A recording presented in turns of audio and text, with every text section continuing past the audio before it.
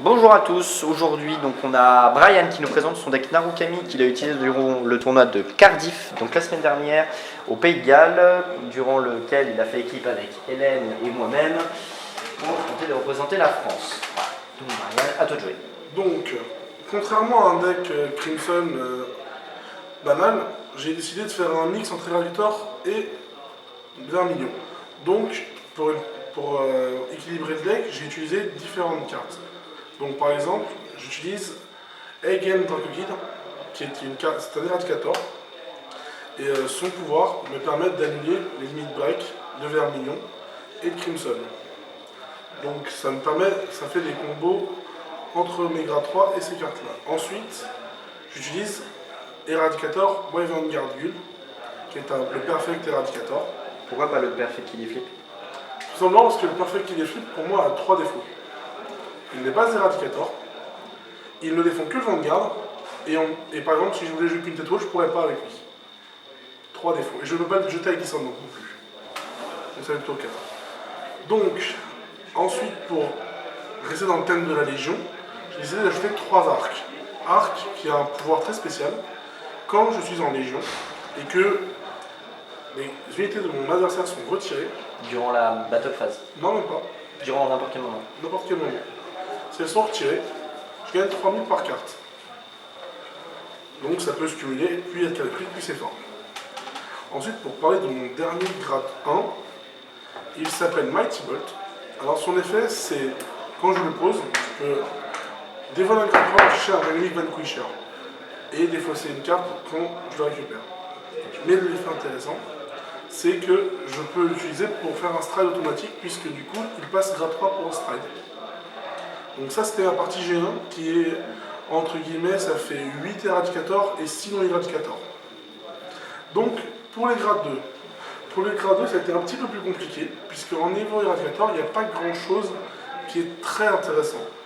Donc, j'ai commencé par mettre la carte la plus banale du jeu, Eradicator Thunderbolt Dragon, qui n'a pas d'effet, mais qui a 10 000 de puissance, et qui permet d'éviter de se faire rusher tour 2 par les 9 000, parce que maintenant, généralement, ça se joue beaucoup plus que d'habitude. Ensuite, pour, on va dire, augmenter mon Eradicator, j'ai ajouté 2 Spark Rain. Spark Rain, son effet, c'est que quand j'ai un Eradicator en Vanguard, il gagne 3000 quand il attaque. Malheureusement, il n'est utile qu'à ce moment, pas tout le temps, mais c'est pour combler le trou. Ensuite, pour renforcer la destruction de cartes, j'utilise Dragonic Deathsight, qui pour Counter Blast 2 détruit un G2 ou moins. Et pour finir, le G2 clé, celui qui s'appelle Chatura. La pute. Cette carte possède 2 pouvoirs en 1. Elle ne peut attaquer que le Vanguard, par contre elle gagne 3000 quand elle attaque et elle a un effet qui fait que si elle touche, tu peux Counter Blast pour piocher une carte et bannir une carte de la droite adverse. L'avantage c'est que c'est pas besoin d'une génération de break du coup. Il n'y a pas de génération de break, c'est très pratique, c'est vraiment le truc idéal pour Narukami. Donc, après mes G2, on va parler des G3, et là ça va être un petit peu plus délicat, puisque bon, la compo est restée classique au niveau des légions, donc il y a 4 Crimson.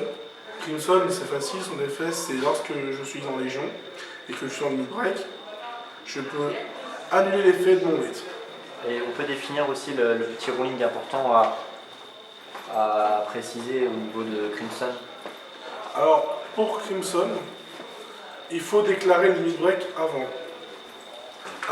Il faut déclarer les limit break avant et bien déclarer les bons limit break. Parce que sinon, l'adversaire peut très bien dire que tu n'as pas activé les limit break. Et dans ce cas, tu te retrouves condamné à n'attaquer que normalement. Donc en fait, il est important durant la même phase de dire j'active l'effet de mon Crimson qui donne l'effet à mon Vermillon et j'active l'effet de mon Vermillon sans payer le coup. Tout à fait. Sinon, il est possible que le mec peut nous dire non, l'attaque ne se fera pas. Tu peux appeler le judge et ça peut mal se finir. Donc, le mate, la carte la plus importante du deck, Dragonic Kaiser Vermilion. Son effet, il est très simple. Quand tu es à 4 dommages, tu Counter Blast 3 et tu attaques toute la fronte et tu gagnes 2000. Donc, maintenant qu'il a sa légion, il peut attaquer gratuitement toute la fronte. Et pour finir, le grade 3 le plus important, je pense, l'anti-Grandock, Dragonic Descendant, qui lui a un effet très intéressant. C'est lorsqu'on attaque ne touche pas, je peux counterblaster 1 et défausser 3 cartes éradicator de mon main, Et je peux me relever avec un critical supplémentaire. Cette carte, je l'ai choisie parce que j'ai fait beaucoup de tests avant. Et je remarque que contre le Gradlock, c'était vraiment la carte la plus efficace que j'avais. Surtout, c'est qu'avec le dédompteur, tu peux le faire très rapidement, dès ton jet de temps. Je peux le faire très rapidement, contrairement à d'autres cartes qui sont beaucoup moins intéressantes. Donc, ensuite, pour la compo des... Trigger. Trigger. On va voir après. Pour les triggers, alors, donc je ne me suis pas embêté, puisque vu que je jouais un deck mix, j'ai pris que les éradicator au niveau des triggers. Donc j'ai pris 4 heal triggers, ce qui est normal dans un deck. Ensuite, j'ai décidé de faire 5 draw triggers. J'en ai fait 5 parce que il faut compenser en fait le fait que tu n'aies pas autant de cartes éradicator que tu devrais avoir dans le deck normalement. Ça compense déjà ce petit problème, et de plus de ça, ça te permet de monter ta main, ce qui est pratique en Légion. Ensuite, j'ai décidé de faire une compo avec 7 critical. Alors, 7, c'était pour moi le bon chiffre parce qu'on a déjà essayé avec 6. Avec une compo 6-6, ça n'avait pas fonctionné. Et la compo 8-4 ne fonctionne pas non plus, pour moi. Donc j'ai décidé de mettre 7-5, qui est une compo qui marche très très bien et qui est suffisamment stable. Donc pour en terminer, il nous reste les grades 4. Alors les grades 4, pour ce deck là, c'est très simple. On n'en utilise que 2 différents. Donc il y a Zoras. Zoras, qui est le premier strike qu'on utilise généralement en début de partie. Alors son effet, c'est lorsqu'il touche, votre adversaire doit retirer une de ses cartes de son terrain. Et de plus, 2 de ses cartes de sa drop vont partir dans une zone qui s'appelle la Bind Zone.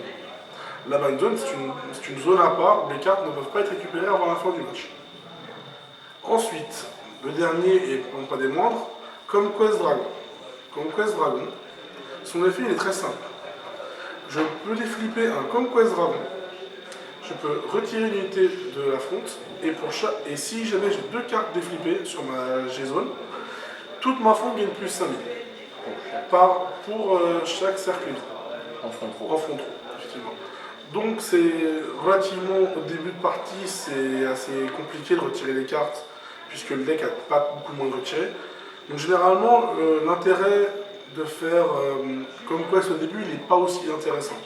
Par contre, il y a un combo avec des sides, parce que d'abord, je peux retirer une fronte sur la droite, et ça, je retire la fronte de gauche.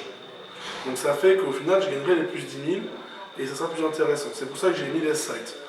Ensuite, pour les arcs, j'ai vu que Vermilion n'avait que la fronte, j'ai ajouté une carte de starter qui s'appelle Brawler Fighting Target. Son effet, c'est je peux mettre en soul, et si je possède un Vanguard Légion, si l'attaque touche, non, si un regard est retiré, pour un Counter Blast, si un regard est retiré, je peux Counter Blaster 1, et la carte qui est derrière le regard retiré part aussi avec. Donc ça veut dire que pour chaque front row retiré, CB1, tu retiens une back row. Tout à fait. Donc CB2 pour faire les deux. Tout à fait. Et du coup, ça fait combo avec Arc, parce que l'autre gagnait plus 6, il gagnera plus 12. Et avec Crimson, vu qu'il t'a toute la fronte. Voilà. Ça oblige la personne soit à tout défendre, soit à tout devoir laisser passer. Donc, ensuite, généralement, le combo, c'est de mettre Arc avec Chatoura et laisser passer un Death Sight. Parce que généralement, si l'adversaire a un terrain complet, on place par exemple Arc, Chatoura derrière, et après on met Death Sight. Death Sight avec son effet, il détruit la carte qui est juste derrière le Vanguard. Et après, vous tapez avec Vermilion et l'effet du starter, et vous retirez tout le terrain pour en base 4. Ce qui est déjà plus compliqué à faire remonter. De plus, l'avantage de ce deck maintenant, c'est que vu que j'ai 4 cartes limit break, je ne suis pas dépendant du Gradlock ou du Mistral Adverse. Donc voilà à peu près tout ce que le deck peut montrer. Voilà. Il y a des combos supplémentaires. Est-ce qu'il y a autre chose qu'on peut faire? Donc après, il y a autre chose à faire avec la Légion Crimson ou pas? Alors, actuellement, il n'y a pas grand-chose. Avec la Légion Crimson, il y a le combo avec l'Unbreaker. Alors c'est facile, si je suis à 0 dommage, en mettant l'Unbreaker, je peux déclarer les effets. Oui. Donc c'est à dire que si j'ai pas de dommage et que j'ai ça, l'adversaire il est quand même contraint de garder l'attaque. Et ensuite, pour finir le match, généralement, si l'adversaire a très peu de cartes, je règle ça et je fais son deuxième effet qui est Counter Blast 2 éradicator et gagne 5000. Et généralement, la personne a du mal à se relever de ce combo puisque c'est déjà très compliqué de s'en sortir si on est en fin de game. Bon, et ben, Après tout ce qu'il y avait. voilà. Et ben, merci Brian, et à une prochaine alors.